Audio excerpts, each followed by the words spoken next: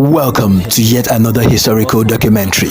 This is the Kano Massacre, otherwise the Igbo Pogrom of 1966. Watch, learn, and share. Also known as the Igbo Pogrom / Kano Massacre.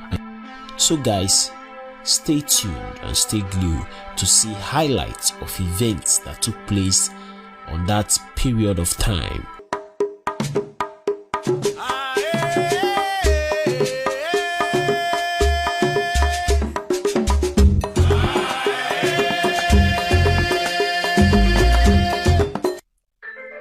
The massacre began at the airport near the 5th Battalion's home city of Kano. A Lagos-bound jet had just arrived from London, and as the passengers were escorted into the customs shed, a wide-eyed soldier stormed in, brandishing a rifle and demanding Inayamari Hausa for "Where are the damned Igbos?" There were Igbos among the custom officials, and they dropped their chalk and fled, only to be shot down in the main terminal by other soldiers, screaming the blood curses of a Muslim holy war. The Hausa troops turned the airport into a shambles, bayoneting Igbo workers in the bar, gunning them down in the corridors and hauling Igbo passengers off the plane to be lined up and shot.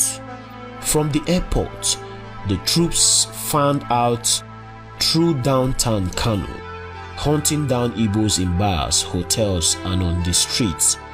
One contingent drove their Land Rovers to the railroad station, where more than 100 Igbos were waiting for a train, and cut them down with automatic weapon fire. The soldiers did not have to do all the killings. They were soon joined by thousands of Hausa civilians who rampaged through the city armed with stones, cutlass, machetes, and homemade weapons of metal and broken glass, crying Hathim and Allah. The mobs and troops invaded the Sabon Gari, which means strangers' quarters, ransacking, looting, and burning Igbo homes and stores and murdering their owners. All night long and into the morning, the massacre went on. Then, tired but fulfilled, the Hausa drifted back to their homes and barracks to get some breakfast and sleep. Municipal garbage trucks were sent out to collect the dead and dump them into mass graves outside the city. The death toll will never be known, but it was at least 1,000. Somehow, several thousand Igbos survived the orgy, and all had the same thought: to get out of the north. Many were packed onto a southbound train. The management of large companies operating in Kano chartered every available plane. All told, 1,400 Igbos were flown out of Kano alone last week. One officer of the 5th dismissed the whole thing as a prank, but there was no assurance that it would not happen again. When a government representative promised a tense meeting of the Kano Chamber of Commerce that all was under control, he was hooted down. "Assurances are no longer any good," retorted one local business leader. The push has started. The Kano massacre was a critical blow to the attempts of the Nigerian government to hold the country together. In the Igbo East, military governor Odumegwu Ojukwu ordered all members of outside tribes to leave the region immediately, announcing curtly that "I have lost confidence in my ability to continue restraining the violently injured feelings of the people of this region." Ojukwu also repeated his past threat to lead the East out of the Nigerian Federation entirely.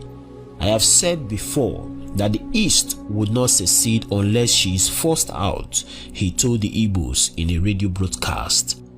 Fellow countrymen, the push has started.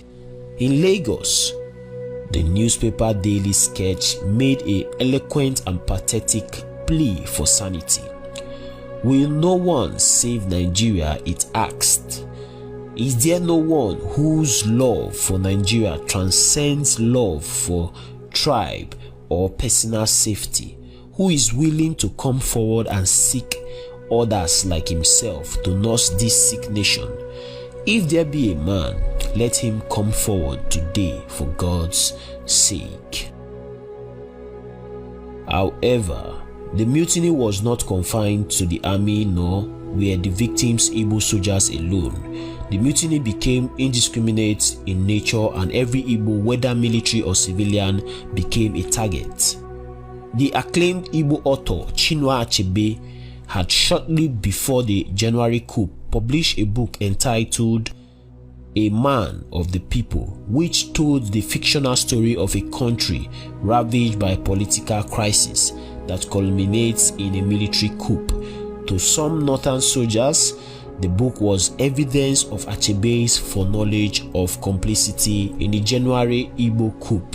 He too was haunted by northern soldiers, and he had to hide at a safe house in Lagos for some weeks before he was able to escape to the eastern region with his family. Mobs, assisted in many cases by northern soldiers, massacred tens of thousands of Igbos residents in the northern region. The resentment of Igbos that has simmered beneath the surface for years was released in a violent burst of volcanic rage and extreme bloodlust. The massacres were too widespread and intense to have been spontaneous. Some civilian agent provocateurs were active, assisted by some of the less disciplined northern soldiers. A northern corporal gave a plausibly simple rationale for the pogrom. Igbos killed our leaders in January. They were taking all the top jobs. We had to get rid of them. Now we have only got northerners in this barrack.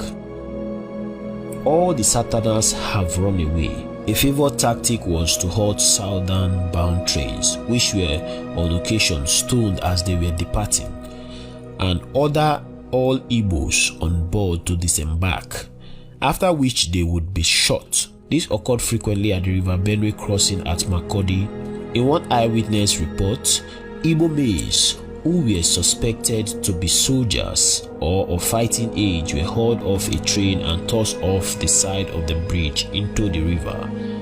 Several innocent people were murdered based on the region or ethnic profiling of suspects' names, physical features, and accents.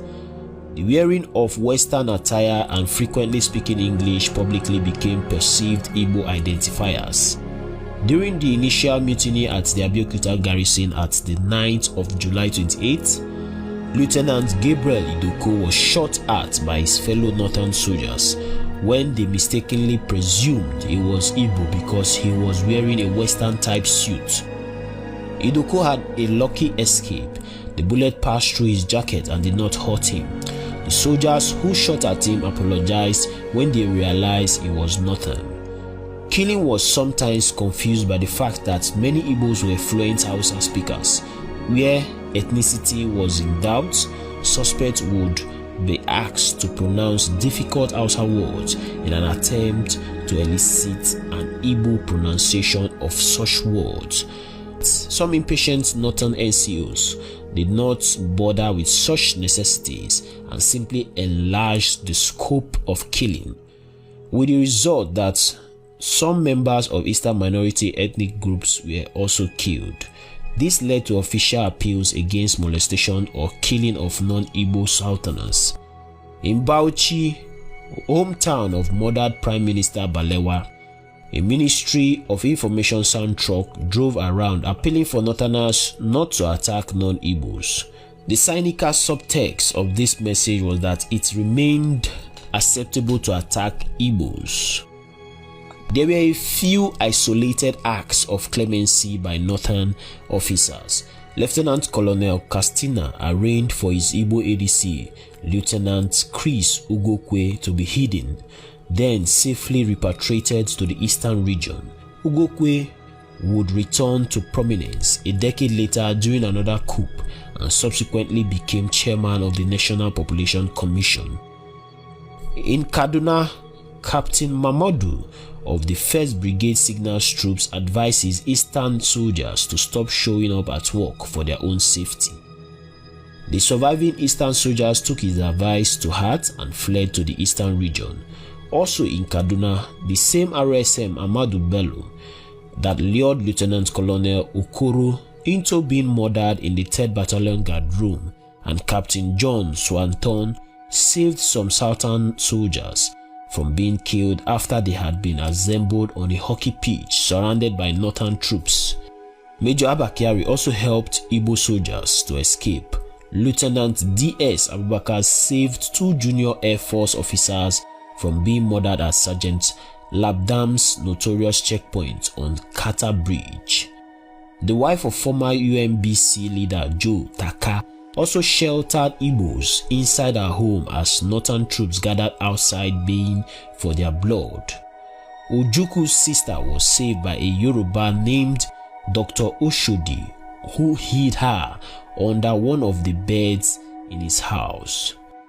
Amidst the murders, tension and mutual suspicion, there was a remarkable display of military camaraderie at Lieutenant Colonel David Ogunewe's 1st Battalion in Enugu. Northern and Igbo officers toasted each other with drinks and posed together for a final photograph before northern soldiers departed the battalion, following the agreement to return all soldiers to their respective regions of origin. Such comradeship in the midst of bitterness was isolated, but was shown again the following year when members of the Supreme Military Council met and deliberated at Aburi, Ghana, in the midst of cordial manner, despite months of mutual suspicion, accusations, and murder. The Eastern Region authorities made great efforts to collect testimony from survivors. Lieutenant Colonel Ojukwu later said that, "Gentlemen, officers and men of Eastern Nigeria origin who had moved from other parts of the country know the names, the faces of individuals who perpetrated these atrocities. Mention a name, we know who killed him. Mention somebody, we know who at least hounded him out of his barracks." Ojukwu felt a burden of responsibility and personal guilt for those Igbos killed in the pogroms. He later reminisced that after the May 1966 riots, he went on the air and told Igbos that it was safe for them to return to the northern region. Not long after, many of those that heeded his call to return to the northern region were murdered in September and the October 1966 pogroms. There was a little sympathy for the Igbos, and the attitude of many was that they deserved their fate or had it coming. Ojukwu eventually ordered all non-Easterners to leave the Eastern region for their own safety. Contrary to popular opinion, this measure was not a retaliatory measure against Northerners residents in the Eastern region, who were few in numbers. The measure was taken in order to prevent conflicts between Igbos and Yorubas residents in the Eastern region. Thank you very much.